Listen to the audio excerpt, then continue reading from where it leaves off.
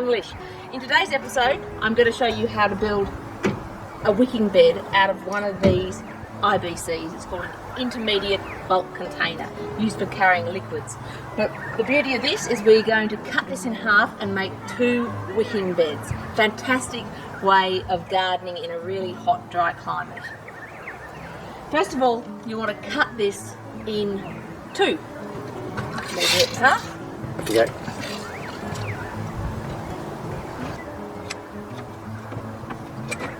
We're going to use an angle grinder, noisy thing, sparks might fly, so eye protection, ear protection.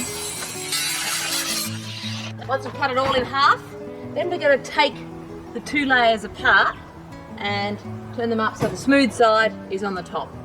Now the next thing you want to do is make sure this lid is sealed really tightly onto this so that you don't get a leak. If you screw it on really tight, take it off. If it's really hard to get off, use one of these babies. Fantastic contraption that makes taking tight lids off really easy.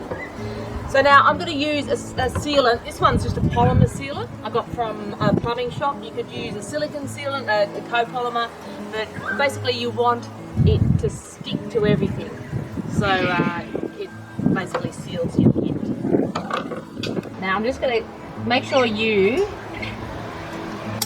take off the pressure on your caulking gun and put the lid on. Okay, this valve is the source of lots of leaks, so I sealed that up with the same stuff as well.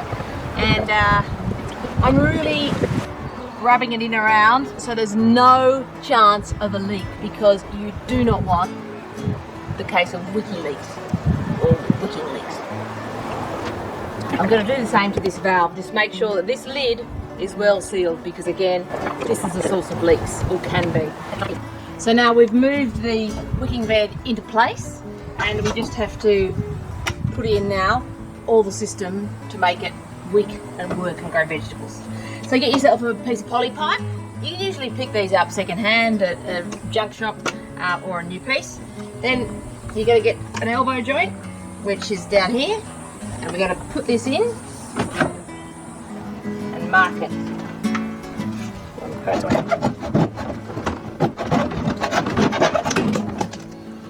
Easy. This is Aggie pipe. It's got lots of little holes in it, so it's basically a leaky pipe. Now the Aggie pipe connects to your filling pipe, but it needs to fit in here snugly. So I just have to drill a little hole in this end cap, and then we can get started. I'm going to do that with a hole saw the same size as that. So now we're just going to fit the Aggie pipe into the hole. That's done. It doesn't matter if it's leaky, because basically the Aggie pipe is all leaky.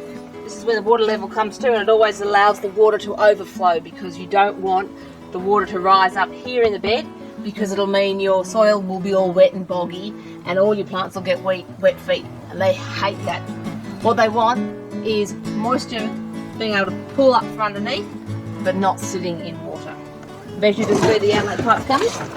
So that's going to be probably just around here. You want about half and half the amount of water to soil. That's just a hole saw I'm using, and I'm going to drill in through the plastic, and then I'm going to drill in through the pipe separately. So this is the hole for this outlet. This is called a tank outlet. Actually, it'll go through this little thing and then go in really tightly. You've got a rubber stopper here that will mean that it'll clamp in really tightly to each other and won't leak. We're just going to mark the hole for where we need that tank outlet drilled into this pipe. Easy! I'm going to drill that hole. So now we're just pretty much assembling all of this. Down pipe into elbow joint, pop it down into the wicking bed, and put in your tank outlet. You'll notice there's 2 rubber stoppers on either end. They've got one has a ribbed side, one has no. The 2 flat faces have to be facing into the middle. They're the bits that are going to grip and provide leak proofness to your wicking bed. Poke one end through, one of the stoppers, other stopper on the other side, goes over, screw on.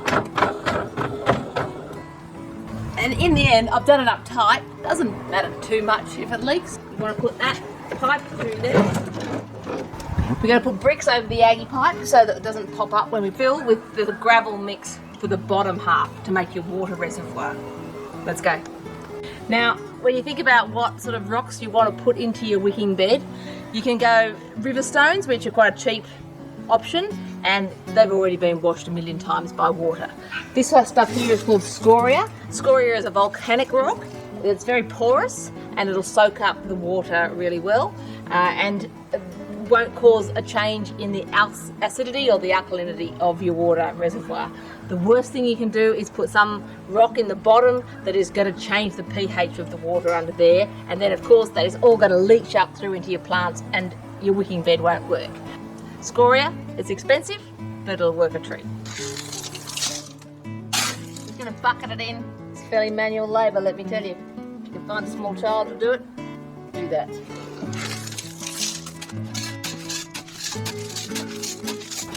So I'm just going to put it in slowly and carefully over the top of the pipe, and that'll hold the pipe down, and then I'll take the bricks away.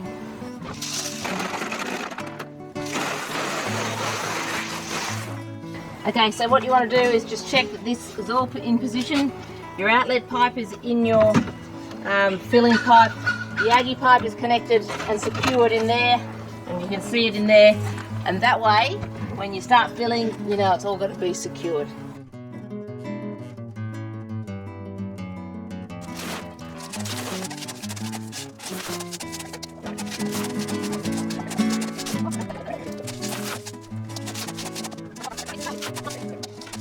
Now, what we're going to do is we've put most of the scoria in, but what we want to do is just check that the water level is right. What you don't want is to have the soil sitting in water, in your water reservoir part.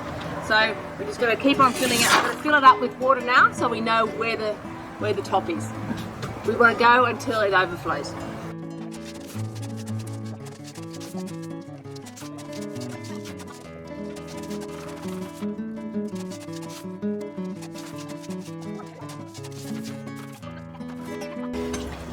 So, it's overflowing, you can see it, and so the water defines exactly where your rocks need to be, so we can fill up with rocks to exactly that water level. And it looks pretty red.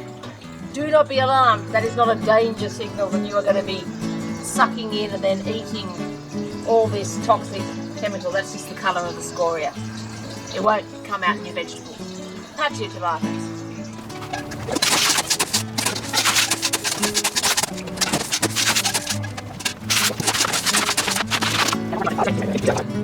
With the scoria is absorbent, so it's a very porous rock, and it'll be taking up the water. I can even hear it taking up the water. It sounds a little bit like a snap, crackle and pop. But once it's done all that, that water level should be just with the stones sitting a tiny bit proud of the water. And the scoria is also has wicking capabilities, so even if the water level goes down in here, it still has the ability to wick up to the surface to get the moisture through the soil. It's just a fantastic design. The water is just at the level of the rocks, which is where I wanted to be. It's just flowing out at a tiny trickle at the moment, so that is what you're looking for. Now you're going to put on the geotextile, which will separate, like a layer of lasagna noodle, the soil from this substrate. And that is the secret. You've got to have something good. You don't want a plastic, you don't want a weed mat, because that does not wick. The geofabric, the geotextile, is wicking, which means it's absorbent and it'll bring that moisture up. I'm just going to layer this all over because I don't want soil getting into my substrate, the scoria. So I'm going to lay it all over like a giant sheet of lasagna. Ooh. I want to allow heaps of overlap on the top and the bottom so I don't get soil into the scoria. It's not a big problem, but you'd rather not. Sticking it down, so what you want is you don't want, when you put the soil in it, for the weed mat to come down, so I'm just giving a little bit of extra. Sticking it down. Look, this could be overkill, but I have made a few wicking beds in my time, and I reckon this works best because you don't want soil to get between here and there. Yeah? So that's what I'm doing. Hospital corners. Just put your little hospital corner in there. I'm no nurse, let me tell you.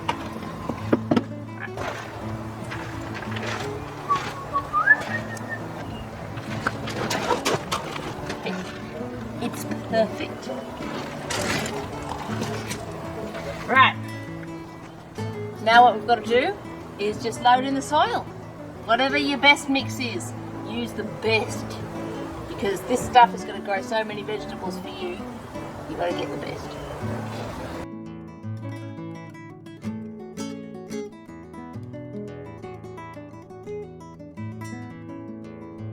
It's a big job, there's no doubt about it.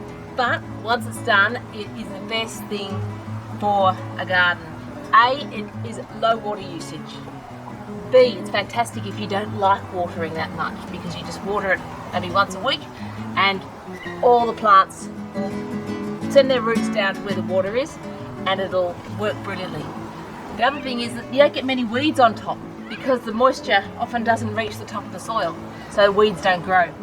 And it's just fantastic. So that's it. You've made your first wicking bed and it's a really big job. So plant what you want to eat in here and it'll make you very happy. Thanks for watching this Green It Yourself video. I'm going to crack a cold one. I'm exhausted. Do you want one?